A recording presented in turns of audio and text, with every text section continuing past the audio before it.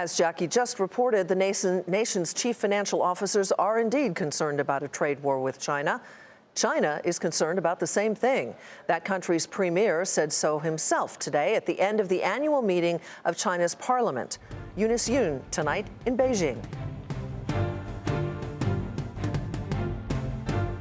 The Chinese premier sent a clear message to Donald Trump that a trade war cuts two ways.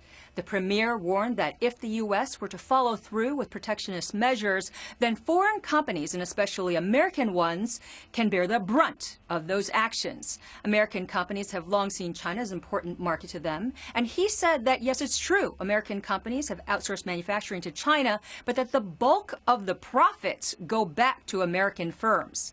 He also commented on globalization. He said that he backed President Xi Jinping's view that China would become a defender of freer global trade. However, he was a bit cautious about Beijing's commitment to that international role.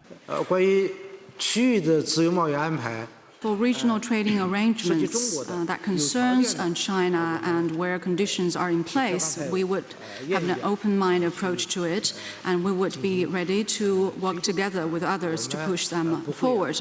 But China has no intention to overreach itself into areas where its dual role is not in place.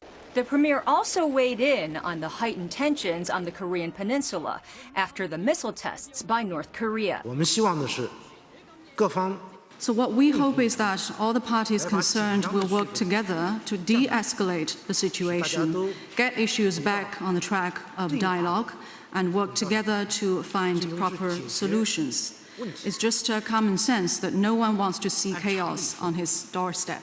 The threat of North Korea is likely at the top of the agenda when Secretary of State Rex Tillerson comes to this part of the world for meetings with Asian leaders. He's going to be touching down in Beijing on Saturday.